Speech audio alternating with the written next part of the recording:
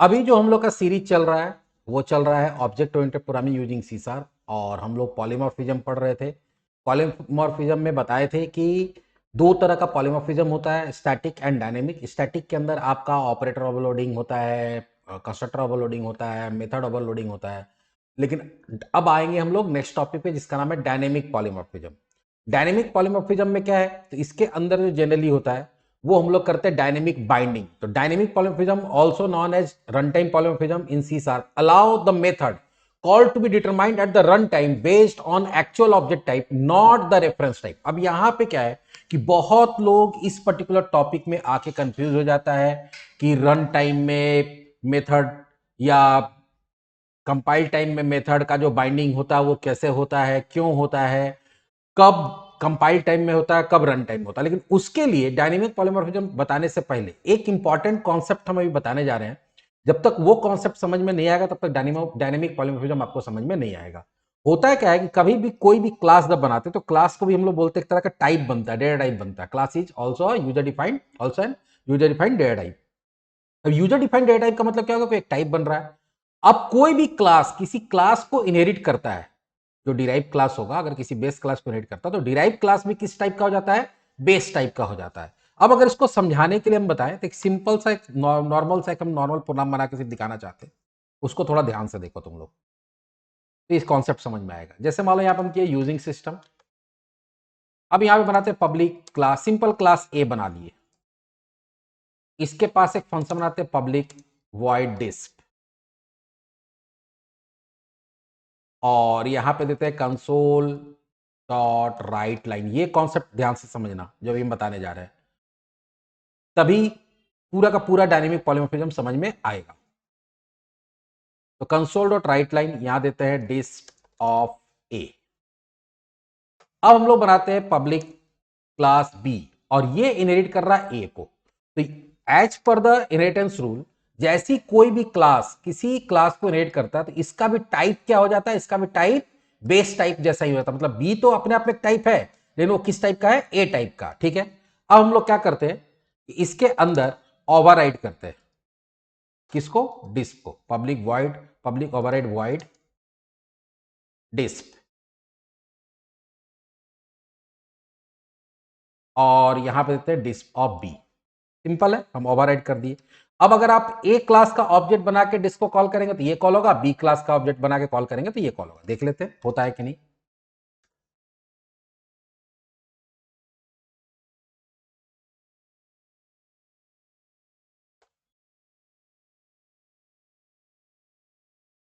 Diana poly demo.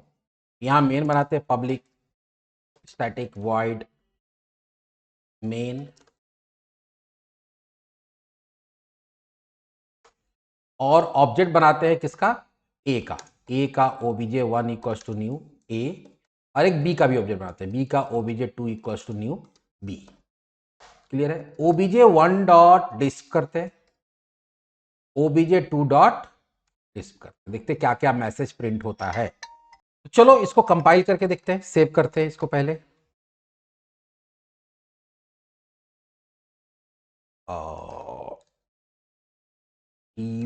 डाइना poly dot C S, cmd dot net command prompt में चले जाते हैं। मेरा प्रोग्राम है डी के अंदर, प्रोग्राम्स के अंदर, सी शार्प नाम के फोल्डर के अंदर। कंपाइल करते हैं इसको, CSC dyna poly dot C S.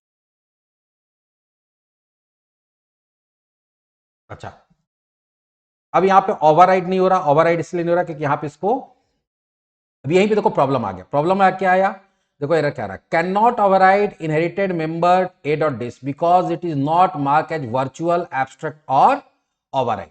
आप उसी मेथड को ओवरराइड कर सकते हैं जो यहां पे या तो वर्चुअल है या वो ओवरराइड है। अभी हम ओवरराइड हटा देते हैं। चलो ओवरराइड हटा दिए। ओवरराइड हटा देने से भी ओवरराइड होता है, कोई दिक्कत नहीं है।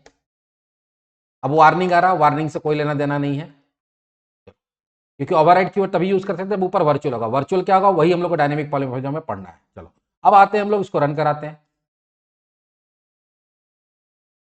क्या आया, डिस्प ऑफ ए और डिस्प ऑफ ए। अच्छा, डिस्प ऑफ ए, डिस्प ऑफ ए, हाँ दो। हम लोग कॉल करें यहां OBJ1 का डिस्प और यहां कॉल करें OBJ2 का डिस्प। ध्यान से समझना, हम लोग कॉल कराए यहां OBJ1 का डिस्प, यहां कॉल कराए OBJ2। OBJ2 किसका ऑब्जेक्ट है? बी का। OBJ1 किसका है? ए का। अच्छा, तो यहां पे हम लोग गलती किए हैं, इसलिए ऐसा हुआ।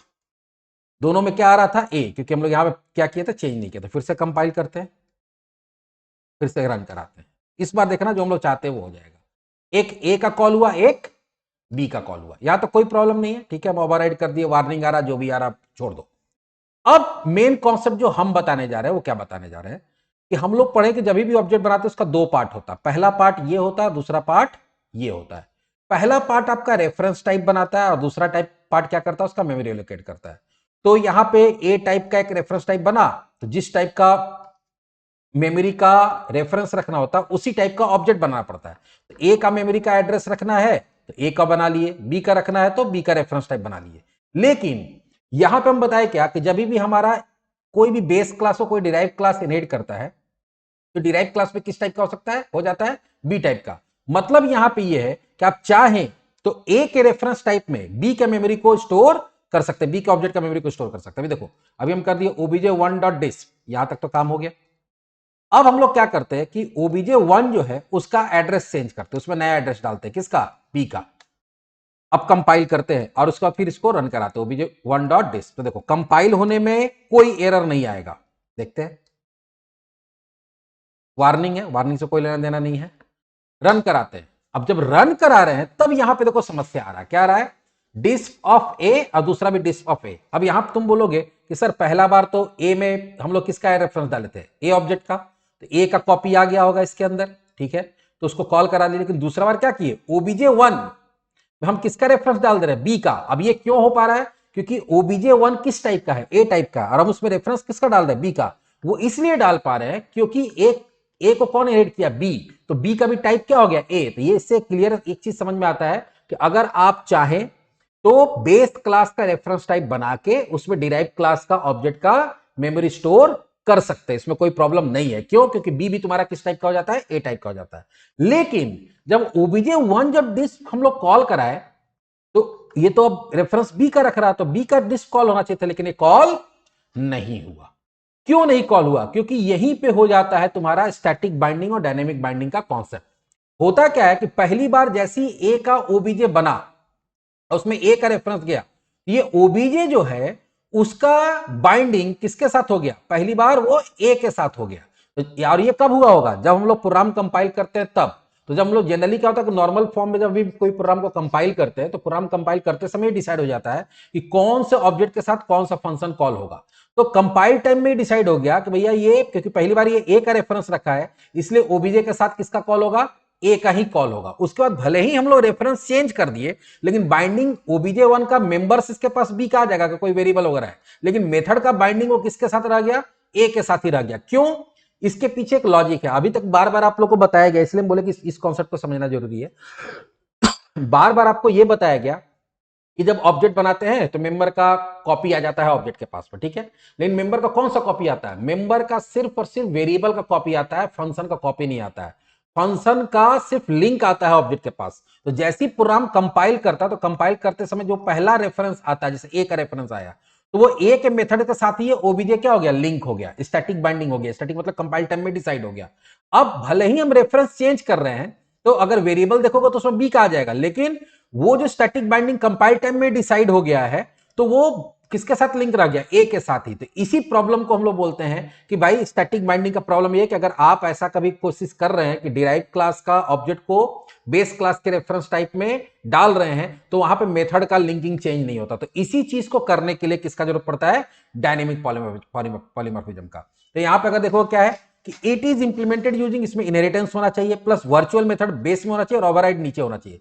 When a method is marked as virtual in the base class it is overridden using override in the derive class. तो अब होगा क्या, ये जो हम चाहते हैं कि अगर मान लो जो मेरा ये फंक्शन है इसका बाइंडिंग कंपाइल टाइम में ना हो, रन टाइम में, मतलब रन टाइम का मतलब कि जब ऑब्जेक्ट में जिसका रेफरेंस डाला जाएगा, अगर ए का रेफरेंस डाला गया तो उसी समय उसका लिंकिंग हो, ठीक है, ए के साथ में। और जब बी का रेफरेंस डाला जा रहा है तो बी के साथ लिंक हो जाए। तो इसके लिए आपको डायनेमिक पॉलीमॉर्फिज्म करना पड़ेगा, मतलब जो बाइंडिंग हो रहा है ऑब्जेक्ट और फंक्शन का वो कब होना चाहिए, वो होना चाहिए आपका रन टाइम में। तो रन टाइम में होने के लिए क्या करना पड़ेगा कि ये जो फंक्शन है बाय डिफॉल्ट ये फिजिकल फंक्शन बोल सकते हैं समझाने के लिए, तो फिजिकल फंक्शन है तो फिजिकली बाइंड हो जा रहा है। हमको बताना हो कि ये वर्चुअल फंक्शन है, क्या है, वर्चुअल फंक्शन। तो वर्चुअल फंक्शन का मतलब होता है कि बताया जाता है कि फंक्शन तो है लेकिन ये फिजिकल फंक्शन नहीं जिसके साथ अभी आपको शुरू में ही बाइंडिंग कर लेना है, जब जरूरत होगा तब देखा जाएगा। तो इसके लिए किसका जरूरत पड़ता है, वर्चुअल फंक्शन का। और जब हम लोग यहां पे वर्चुअल बनाते हैं या एब्स्ट्रैक्ट फंक्शन बनाते हैं तो डिराइव क्लास में उसको क्या करते हैं,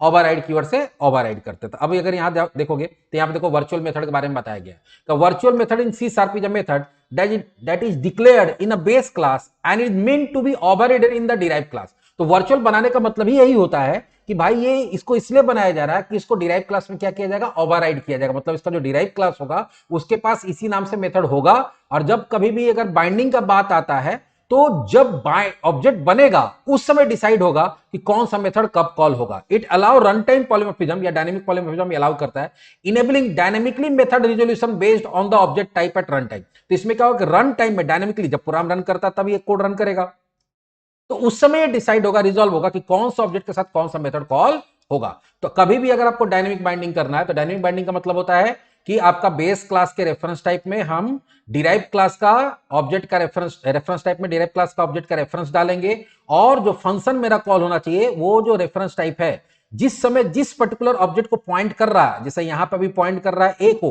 तो वो ए का डिस्प कॉल होगा, यहां पे पॉइंट कर रहा है बी को तो बी का कॉल होगा। अब देखते हैं कि जो पिछला बार प्रॉब्लम हुआ था वो प्रॉब्लम मेरा रिजॉल्व हुआ या नहीं हुआ।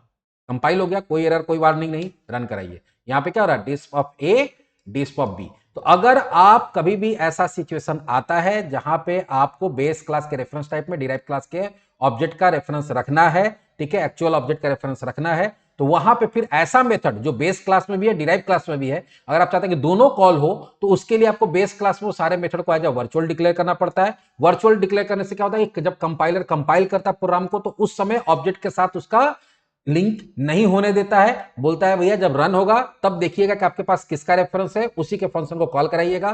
तो जब यहाँ पे ए का रेफरेंस रखा था तो ए का कॉल हो गया यहाँ पे, अब ये बी का रखा तो बी का कॉल हो जाएगा। ऐसा कोई क्लास सी है मेरे पास, पब्लिक क्लास सी, और भी ए को अगर ऐड किया है और उसके पास भी अगर डिस्प है,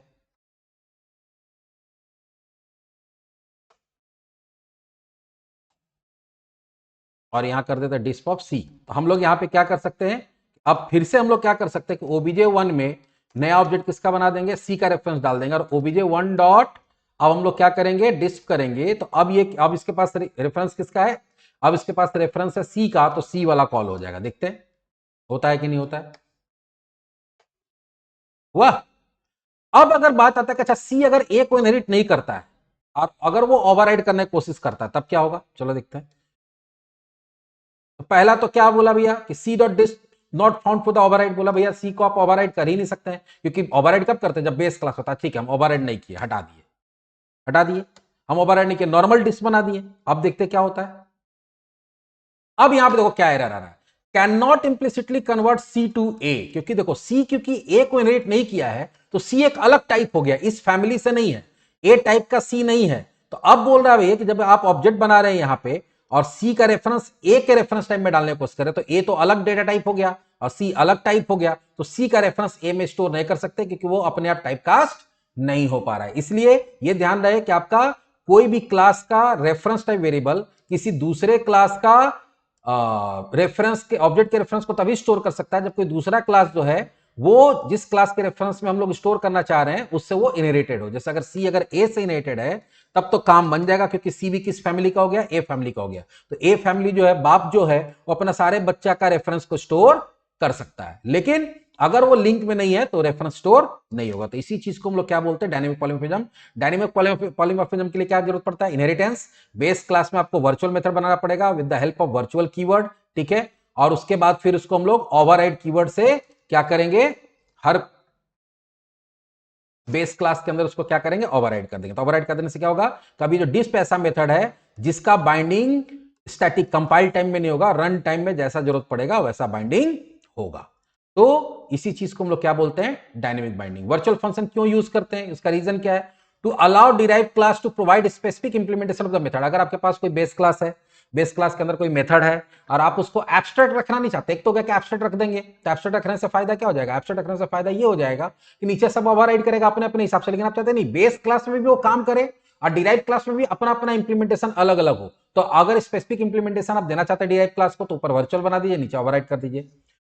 या फिर दूसरा क्यों जरूरत पड़ता है, to implement polymorphism and create flexible extensible code. आप फ्लेक्सिबल कोड बनाना चाहते हैं कि आप अलग अलग, जो मेरा मान लो कि एक बेस क्लास उसका 10 डिराइव क्लास है, 200 डिराइव क्लास का अगर आप अलग अलग रेफरेंस टाइप बनाएंगे तो उससे मेमोरी का वेस्टेज होता है। देखो इससे फायदा क्या है, क्यों हम अभी कोई भी पूछ सकता है ना, हम लोग ऑफलाइन में पढ़ाते हैं, बच्चे पूछ देते हैं कि सर हम यहाँ पे ए का ओबीजे बनाए थे, यहाँ हम बी का बना लेते हैं, इसके लिए इतना लफड़ा काहे करेंगे, हम यहाँ बी का बना लेते हैं। लेकिन उससे प्रॉब्लम क्या है, देखो प्रॉब्लम यह है कि जब भी कोई वेरिएबल बनता है तो मेमोरी में कुछ ना कुछ तो स्पेस लेता है। अभी ए का तो ओबीजे 1 बन गया, फिर बी का अगर हम ओबीजे 2 बनाएंगे तो वो भी कुछ ना कुछ स्पेस लेगा, सी का बनाएंगे तो भी कुछ ना कुछ स्पेस लेगा। तो इससे प्रॉब्लम क्या होगा, इससे प्रॉब्लम ये होगा कि तुम्हारा मेमोरी का वेस्टेज ज्यादा होगा। जब हम लोग सॉफ्टवेयर बनाते हैं तो आज के डेट में सॉफ्टवेयर को ऑप्टिमाइज करना बहुत जरूरी है, ठीक है, उसको फास्ट रखना बहुत जरूरी है, और ऑप्टिमाइजेशन के लिए या उसको फास्ट रखने के लिए मेमोरी का और प्रोसेसर का कम से कम यूज करना चाहिए। तो जब मेरा एक रेफरेंस टाइप से काम हो सकता है कि एक रेफरेंस टाइप में एक ऑब्जेक्ट डाले, काम करा लिया, अब उस काम को आगे जरूरत नहीं, तो उसमें दूसरे उसी को क्या किया, रीयूज कर लिए दूसरे के लिए, फिर उसी के लिए यूज के लिए तीसरे के लिए। तो इससे मेरा फायदा हो जाएगा कि मेमोरी मैनेजमेंट अच्छे से हो पाएगा। Useful in scenario like template method, plug in, extensible framework. तो और भी बहुत सारे, जब हाई एंड कोडिंग होता है कि आपको टेम्पलेट मेथड बनाना, प्लग इन्स बनाना, एक्सटेंसिबल फ्रेमवर्क पर आप पे काम करना है, तो वहां पे इसका ज्यादा यूज होता है। तो इस तरह से हम लोग क्या देख लिए, डायनेमिक पॉलीमॉर्फिज्म। डायनेमिक पॉलीमॉर्फिज्म किस पे बेस्ड है, डायनेमिक बाइंडिंग पे। डायनेमिक बाइंडिंग का मतलब क्या होता है कि आपका कौन सा मेथड किस ऑब्जेक्ट के साथ कॉल होगा वो कंपाइल टाइम में डिसाइड ना होके रन टाइम में डिसाइड होता है। डायनेमिक पॉलीमॉर्फिज्म करने के लिए क्या करना पड़ता है कि आपको बेस क्लास में जो मेथड होता है उसको क्या रखना पड़ता है, as a virtual with the help of virtual keyword, और नीचे उसको ओवरराइड कीवर्ड से क्या करना पड़ता है, ओवरराइड करना पड़ता है। तो इसी चीज को हम लोग क्या बोलते हैं, डायनेमिक पॉलीमॉर्फिज्म बोलते हैं। तो चलिए हमारा पॉलीमॉर्फिज्म भी खत्म हो गया। जहां तक बात है हम लोग का कंस्ट्रक्टर ओवरलोडिंग पहले पढ़े थे, मेथड ओवरलोडिंग यहां पढ़ लिए, और यहां पे डायनेमिक पॉलीमॉर्फिज्म जहां पे वर्चुअल मेथड और तुम्हारा ओवरराइड कीवर्ड वो भी हम लोग यहां पे देख लिए। तो इस तरह से देखोगे तो इनहेरिटेंस कंप्लीट हो गया हम लोग का, एब्स्ट्रक्शन कंप्लीट हो गया, इनकैप्सुलेशन कंप्लीट हो गया, और पॉलीमॉर्फिज्म कंप्लीट हो गया। तो जो बेसिक ऑब्जेक्ट ओरिएंटेड होता है वो हम लोग का पार्ट कंप्लीट हो गया। नेक्स्ट टॉपिक जो हमारा होगा वो होगा एक्सेप्शन हैंडलिंग। तो चलिए मिलते हैं नेक्स्ट टॉपिक में।